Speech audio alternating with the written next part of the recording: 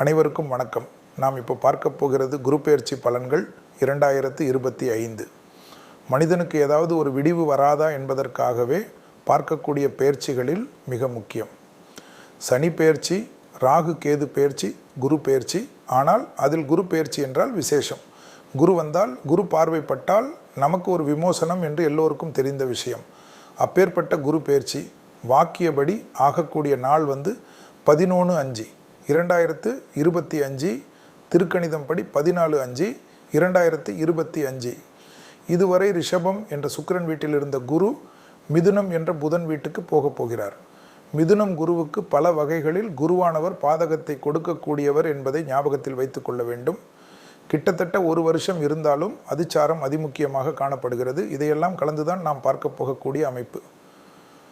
குரு பெயர்ச்சி வாழ்க்கையில் மேஷம் முதல் மீனம் வரை உள்ள ராசிகளில் என்னென்ன இம்பேக்ட் கொடுக்க போகிறார், அதற்கு உண்டான எளிய தெய்வ வழிபாடுகளை பற்றியெல்லாம் நாம் பார்க்க போகின்றோம். பொதுவாகவே குருஸ்தான பலத்தை விட பார்வை பலம் மிக முக்கியம். குருவானவர் மிதுனத்துக்கு 5ஆம் பார்வை ரொம்ப விசேஷம். துலாத்தை பார்க்க போகிறார். அதனால் துலா ராசிக்காரர்களுக்கெல்லாம் இந்த குரு பெயர்ச்சி ஒரு அற்புதம். அடுத்ததாக தனுசுவை பார்ப்பார். 7ஆம் பார்வையாகும். சமசப்தம பார்வை என்று அதற்கு பெயர். ஸோ தனுசுக்கும் நிறைய விஷயத்திற்கு நன்மைகள் ஏற்படும். அத்துடன் 9ஆம் பார்வையாக குருவானவர் கும்பத்தை பார்வையிடுகிறார். 7.5 சனியில், ஜென்ம சனியில் கஷ்டப்பட்டிருந்த கும்பராசிக்காரர்களுக்கு இந்த குரு பெயர்ச்சி ரொம்ப விசேஷம். ஸோ இதையெல்லாம் வைத்து குரு நிற்கக்கூடிய ஸ்தானங்கள், குரு பார்க்கக்கூடிய பலன்களை எல்லாம் வைத்து தான் இந்த குரு பெயர்ச்சி பலன்கள் உங்களுக்காக நல்ல செய்திகளை இந்த வீடியோவில் கொடுக்க போகிறோம். இப்போது அடுத்ததாக பார்க்கக்கூடிய ராசி யாருன்னா ரிஷபம். இதுவரைக்கும் ஜென்ம குருவாக இருந்தவர் இப்போ 2ஆம் இடத்துக்கு குரு மாற போகிறார். உங்களுக்கு எப்பொழுதும் அதிக அளவு நன்மை தருவது கஞ்சனூர் சுக்கிரஸ்தலம். அந்த ஸ்தலத்துக்கு சென்று வழிபாடு செய்யுங்க. போது காது, மூக்கு, தொண்டை, வாய், பல்லு, தொண்டையில் சின்ன உபத்திரம் வரும், பார்த்துக்கோங்க. உங்களுக்கு என்ன நல்லது நடக்கும்னா, பழைய கடன் எல்லாம் பைசல் ஆகும். புது கடன் பெற்றாலும் அது வட்டி கம்மியாக எல்லாம் கிடைக்கும். ஒரு நாள் 2 நாள் ஹாஸ்பிட்டலில் இருந்து ரொம்ப தொந்தரவு கொடுத்து இந்த தேக ஆரோக்கியத்திலிருந்து வெளியில் வந்துடுவீங்க. சந்தோஷமாக இருக்கும். விசிட்டிங் கார்டு போடக்கூடிய அளவுக்கு உங்கள் நிலை உயரும். படிப்போ, உத்தியோகமோ, தொழிலோ, வியாபாரமும் ஏற்றம் பெறும். அரசியல்வாதிகள் பெரிய பேர் புகழை பெறுவார்கள். திடீரென உங்களை சுற்றி நல்ல மனிதர்கள் கிடைப்பார்கள். உங்களுக்காக உழைக்கக்கூடியவர்கள் கிடைப்பார்கள்.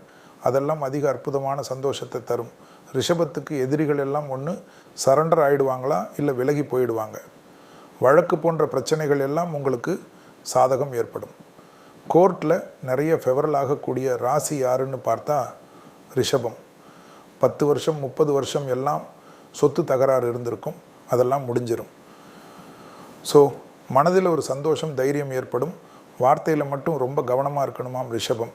சிறிய வாக்குவாதம் கூட பெரிய அளவு கஷ்டத்தையும் பெரிய அளவு சங்கடத்தையும் குடும்பத்தில் ஏற்படுத்தலாம், வெளியிடத்திலும் ஏற்படுத்தும்.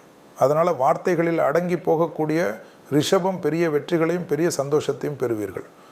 ஒரு மரண பயம் அப்பப்போ வரும். அதனால் ஃபுல் மாஸ்டர் செக்கப் எடுத்துக்கிறது ரிஷபத்துக்கு ரொம்ப நல்லது. ரொம்ப நாளாக உடம்பு கிடம்பு பிரச்சனை இருந்தால் 1 நாள் 2 நாள் கேர் மருத்துவமனை போய் செக் பண்ணிக்கோங்க. இந்த ஆயுர்வேதிக் அதிகமாக போகக்கூடிய ட்ரீட்மெண்ட் எல்லாம் பார்க்கக்கூடிய ராசி யாருன்னா ரிஷபம். அதனால் ரிஷப ராசிக்கு உடலில் கொஞ்சம் உபாதைகள் ஏற்படும். மற்றபடி பணம் ஒரு பையில் கொட்டும்.